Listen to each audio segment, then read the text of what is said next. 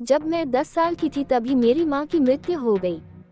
तब हमारे रिश्तेदारों ने पिताजी को फिर से शादी करने को कहा, लेकिन तब मेरे पिता ने दूसरी शादी नहीं की। उन्होंने कहा कि अगर मैंने दूसरी शादी कर ली तो सौतेली माँ मेरी बेटी के साथ कैसा व्यवहार करेगी, इसका कुछ अंदाजा नहीं। अगर उसने मेरी बेटी के साथ सौतेला व्यवहार किया तो मैं सहन नहीं कर सकूंगा, इसीलिए मैं दूसरी शादी नहीं करूंगा। फिर उन्होंने ही मेरा पालन पोषण किया। वो सुबह काम पर जाने से पहले मुझे तैयार करके स्कूल छोड़ जाते थे। खाना भी वो सुबह जल्दी ही बना लेते थे। वो सुबह 5 बजे उठते, फिर घर का सारा काम खत्म करके मुझे स्कूल के लिए तैयार करते, मुझे नहलाते, फिर मुझे कपड़े पहना कर मेरी चोटी करते, फिर टिफिन पैक करके मुझे स्कूल के लिए ले जाते। उसके बाद मैं अपने बुआ की लड़की के साथ स्कूल से आ जाती और पापा के काम से आने तक मैं अपने बुआ के घर ही रहती। पापा आने के बाद मुझे मेरी बुआ के घर से ले जाते और मुझे होमवर्क करवाकर खाना बनाते। खाना खाने के बाद वो मुझे कहानी सुनाते। मेरे पापा ही मेरी जिंदगी थे और मैं मेरे पापा की दुनिया थी। इस तरह मैंने अपना स्कूल पास किया और कॉलेज में जाने के लिए तैयार हो गई। मेरे पापा मुझे इस काबिल बनाना चाहते थे कि मैं किसी पर डिपेंड नहीं रहूं, हमेशा सेल्फ इंडिपेंडेंट रहूं, यही मेरे पापा की इच्छा थी। फिर मैंने कॉलेज ज्वाइन कर लिया और साथ ही मैंने एक पार्ट टाइम जॉब भी शुरू कर दी, जिससे मेरा कॉलेज का खर्च मैं ही निकालने लगी। दिन ऐसे ही बीतते रहे। मैं कॉलेज में एक लड़की से प्यार करने लगी थी और वो भी मुझसे प्यार करता था। मैंने इस बारे में पापा को भी बता दिया था। पापा को इससे कोई एतराज नहीं था क्योंकि वो उनके दोस्त का ही लड़का था। जब हमारा कॉलेज खत्म हुआ तो मैंने एक फुल टाइम जॉब शुरू कर दी और जतिन, जिससे मैं प्यार करती थी, वो पुलिस की ट्रेनिंग के लिए दूसरे शहर चला गया। पापा ने मुझे कहा कि जब वो एक पुलिस इंस्पेक्टर बन जाएगा उसके बाद वो हम दोनों की शादी करवा देंगे। मैं भी अपनी जॉब पर व्यस्त हो गई। मुझे बचपन से ही गाने का बहुत शौक था, इसलिए पिताजी ने मुझे बचपन में ही म्यूजिक क्लास में लगा दिया था। कभी कभी छोटे मोटे इवेंट्स में गाने भी चली जाती थी। इसी तरह मैं बस जतिन का इंतजार कर रही थी और हमारी शादी के सपने में ही खोई रहती थी। लेकिन किस्मत को कुछ और ही मंजूर था। एक दिन एक लड़का जिसका नाम शिवा था मेरे सामने आया और मुझे एक फूल देकर कहा, मैं तुमसे प्यार करता हूँ, मुझसे शादी करोगी? मैंने उसको मना कर दिया। मुझे लगा कि अब वो मुझे परेशान नहीं करेगा, लेकिन अब वो रोज मुझे परेशान करने लगा। रोज वो एक गुलाब लेकर आता, वो मेरे ऑफिस के बाहर ही बैठा रहता और मेरा इंतजार करता रहता। मैंने उसको ये भी बता दिया कि मैं किसी और से प्यार करती हूँ, लेकिन उसने कहा, मुझे इससे क्या, मैं तो तुमसे शादी करना चाहता हूँ और शादी करके ही रहूँगा।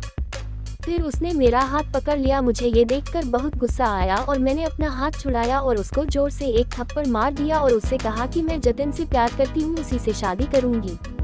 उसके बाद मैं वहाँ से चली आई। अगले दिन जब मैं ऑफिस से बाहर आई तो वो सामने ही खड़ा था।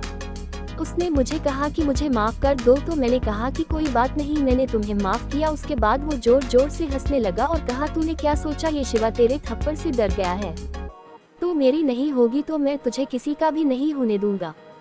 उसके बाद उसने अपने हाथ में रखी एक शीशी का तेजाब मेरे चेहरे पर डाल दिया और वहां से भाग गया।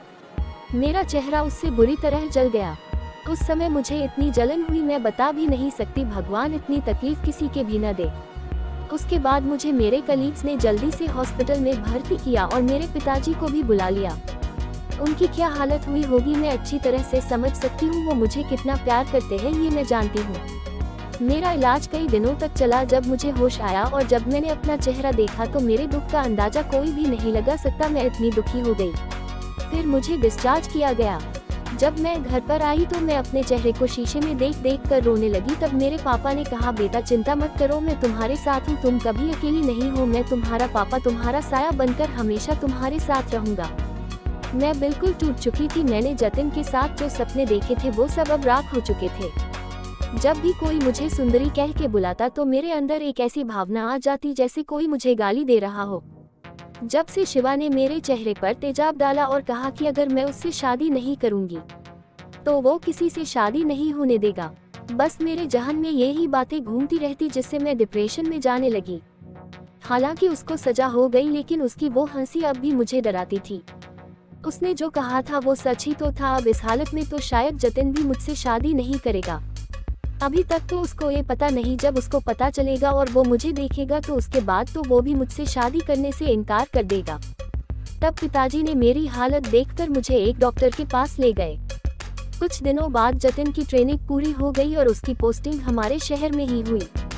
वो जब शहर में आया तो उसके पिताजी ने मेरे बारे में उसको बताया। वो सीधा मेरे पास आया और आते ही मुझे गले लगा लिया। मुझे लगा शायद उसने मेरा चेहरा नहीं देखा, इसलिए उसने मुझे गले लगा लिया। अगर वो मेरा चेहरा देखता तो शायद वो मुझसे गले मिलना तो दूर वो यहाँ रुकता ही नहीं। उसने कहा, सुंदरी कैसी हो तुम सोच भी नहीं सकती कि ये इतने दिन मैंने वहाँ पर कैसे बिताए। तुमने मुझे एक चिट्ठी भी नहीं भेजी। मैंने जतिन को कहा, क्या तुमने मेरा चेहरा नहीं देखा? जतिन ने कहा, हाँ देखा। क्यों, क्या हुआ? जिस चेहरे को मैं खुद देखना पसंद नहीं करती उसको देखकर तुम इतना नॉर्मल बात कैसे कर सकते हो? तब जतिन ने कहा, मैंने तुमसे प्यार किया है, तुम्हारे चेहरे से नहीं। और मैं तुमसे पूछता हूँ, अगर मेरे साथ ऐसा होता तो? तब मैंने उसके मुंह पर हाथ रखा और कहा, भगवान ना करे तुम्हारे साथ ऐसा हो।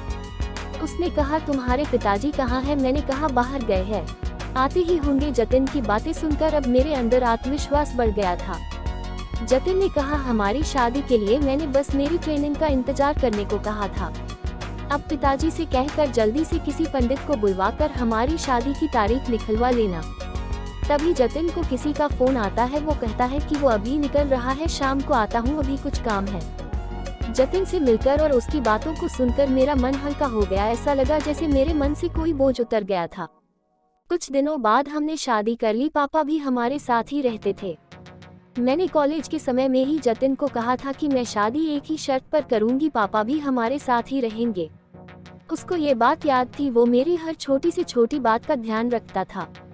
जतिन को पता था कि मुझे गाना गाना बहुत पसंद है, तो उसने मेरे लिए एक गिटार लिया था और मेरे गीतों के वीडियो सोशल मीडिया पर डालते रहे। धीरे धीरे मेरे गाने भी वायरल हो गए।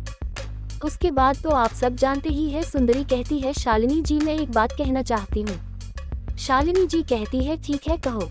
सुंदरी कहती है, मैं आजकल के आशिकों से एक बात कहना चाहती हूँ कि आप किसी को प्यार करते हो और वो मना कर दे तो आप वैसा किसी लड़की के साथ मत करना जैसा शिवा ने मेरे साथ किया। बहुत तकलीफ होती है, बहुत दर्द होता है, मन हर वक्त मरने को करता है। मुझे तो मेरे पापा और जतिन के प्यार ने बचा लिया, लेकिन हर किसी लड़की के जीवन में ऐसे लोग नहीं होते। फिर सुंदरी की आंखों से पानी आ जाता है। सभी लोग जो उसका इंटरव्यू देख रहे थे उनकी आंखें भी हम हो जाती है। बस इतनी सी थी सुंदरी की आत्मकथा। दोस्तों, आपको ये romantic couple love story in Hindi कैसी लगी? कमेंट करें। अगर अच्छी लगे तो शेयर भी करें।